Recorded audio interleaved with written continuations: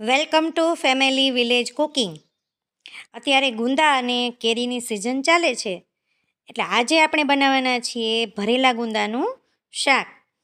હવે દેશી રીતે ગુંદાનું શાક બનાવીએ તો ગુંદા છે એની અંદર બીજ અને ચીકાશવાળો ભાગ હોય એ કાઢવા માટે આપણે ગુંદાને ફોડી અને એની અંદર મીઠું ભરવાનું છે. ગુંદાને અંદરથી ચીકાશ કાઢવા માટે ઘણી બધી રીત છે.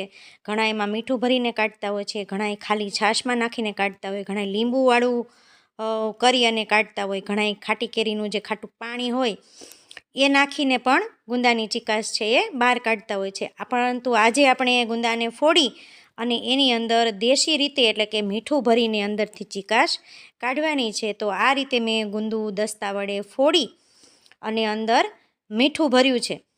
જો આ રીતે ફોડી અને અંદરના ભાગમાં મીઠું છે એ ભરી અને થોડી વાર રાખી મૂકવાનું છે. અને પછી એની અંદરથી આપણે છરીની મદદથી અંદરનો ચીકાશનો ભાગ અને બીજ છે એ અંદરથી કાઢી નાખવાનું છે. તો આ રીતે આપણે બધા ગુંદા છે એને ફોડી લઈએ. અને જો બધા ગુંદા ફોડી અને અંદરથી જો આ રીતે બધા ગુંદા ફોડી નાખી અને ભરી દીધું છે મીઠું. હવે મીઠાવાળો જે ભાગ છે એ છરીની મદદથી બીજની સાથે ચીકાશ પણ આપણે કાઢી નાખવાની છે. મીઠું ભર્યું છે એટલે બીજની સાથે જ બધી ચીકાશ છે એ નીકળી જશે. આ રીતે બીજ કાઢી નાખવાનું છે અને કાઢતા જઈએ અને જે ગુંદું છે એને છાશની અંદર આપણે નાખતા જઈએ એટલે થોડી ઘણી જે કાંઈ ચીકાશ વધી છે એ પણ છાશ ભળશે એટલે બધી નીકળી જશે. આ રીતે બધા ગુંદા આપણે છાશની અંદર નાખી દેવાના છે. જો આ રીતે છાશની અંદર થોડીક વાર એને રગદોળવાના છે અને થોડીક વાર એમને રહેવા દેવાના છે. ત્યાં સુધીમાં આપણે ગુંદાની અંદર ભરવાનો મસાલો છે એ આપણે તૈયાર કરી લઈએ અને ત્યાં સુધી આમનમ છાશની અંદર થોડીક વાર ગુંદાને રહેવા દઈએ. તો એના માટે થોડાક શિંગદાણા અને 7-8 કાજુ છે એ મેં લીધા છે અને એની અંદર આપણે આખા ધાણા છે એ 1 ચમચી લીધા છે. ત્યારબાદ એની અંદર આપણે થોડાક તલ નાખીએ 1 ચમચી જેટલા અને 1 ચમચી વરિયાળી છે. આને આપણે મિક્સરની અંદર ગ્રાઇન્ડ કરી લઈએ. અધકચરો ભૂકો કરવાનો છે. આ અધકચરો ભૂકો એક બાઉલની અંદર આપણે કાઢી લઈએ. આ જે મિશ્રણ તૈયાર કરવાનું છે એટલે કે ગુંદાની અંદર ભરવાનો મસાલો તૈયાર કરવાનો છે એમાં અધકચરો આ ભૂકો નાખીશું અને એની અંદર આપણે ચણાનો થોડોક લોટ નાખવાનો એટલે કે 2 ચમચી જેટલો મેં ચણાનો લોટ લીધો છે. તો આ 2 ચમચી ચણાનો લોટ લઈએ આપણે. એની અંદર આપણે સ્વાદ મુજબ મીઠું નાખીશું. ત્યારબાદ અડધી ચમચી હળદર, 1 ચમચી ભરી અને લાલ મરચું છે, 5 ચમચી હિંગ, કોથમીર, ત્યારબાદ કસૂરી મેથી છે એ 2 ચમચી જેટલી કસૂરી મેથી લીધી છે અને ફુદીનાના પાંદડા ઝીણા ઝીણા કાપી લીધા છે. ત્યારબાદ એની અંદર 1 ચમચી જેટલો દેશી ગોળ, આ બધું આપણે થોડુંક મિક્સ કરી લઈએ અને ત્યારબાદ મેં લીંબુનું અડધું મોટું ફાડું છે એ રસ કાઢ્યો છે એ રસ આપણે એની અંદર મિક્સ કરી દઈએ અને રસ નાખ્યા પછી હાથની મદદથી આપણે એને બધો મસાલો ભેળવી દઈએ. જો આ રીતે આપણે કાચો ચણાનો લોટ નાખ્યો છે શેક્યા વગરનો એટલે હાથથી આપણે મિક્સ કરી લઈએ એટલે ગોળ અને ચણાનો લોટની અંદર બધો મસાલો છે બરાબર ભળી જાય. ત્યારબાદ આ મસાલો છે એ આપણે છાશવાળા ગુંદા કર્યા છે એની અંદર ગુંદામાંથી છાશ નિતારતા જઈએ અને ગુંદાની અંદર આ મસાલો બધો છે એ ભરતા જઈએ. ભરેલા ગુંદાનો સ્વાદ ખરેખર આની અંદર જે ફુદીનાના કટકા નાખ્યા છે ને ફુદીનાના પાનના કટકા એનાથી જ એકદમ સરસ ટેસ્ટ આવે છે. એટલે એક વખત ગુંદા ભરીને જ્યારે શાક કરો ત્યારે ફુદીનો છે એ નાખી જોજો. ફુદીનાથી ગુંદાનો સ્વાદ છે એકદમ સરસ અને ચટાકેદાર આવે છે અને લીંબુ અને ફુદીનો છે એ બેય ગુંદાનો સ્વાદ છે એ વધારો કરી દે છે એની અંદર. એટલે ફુદીનો છે એ કટકા કરીને ચોક્કસથી નાખજો એક વખત.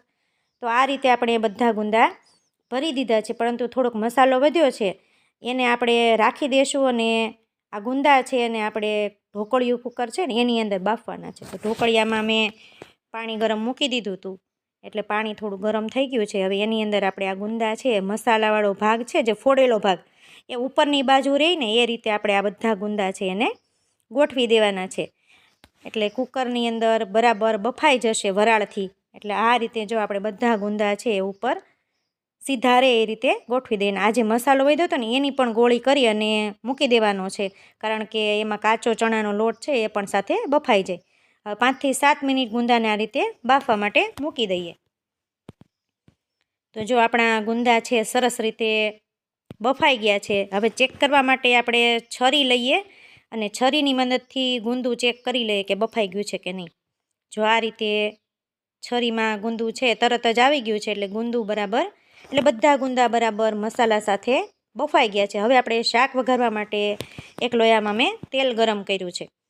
આપણે રાઈ જીરાથી એને વઘારવાના છે. તો 5 ચમચી જેટલી રાઈ અને અડધી ચમચી જેટલું આખું જીરું નાખીશું. અને ખાસ મેં કાચી મેથી છે એનો ભૂકો કરીને રાખ્યો છે. તો રાઈ જીરાનો વઘાર કરીએ પછી જેવું રાઈ અને જીરું તતળી જાય, એટલે કે રાઈ ફૂટી જાય અને જીરું તતળી જાય, એટલે એની અંદર આપણે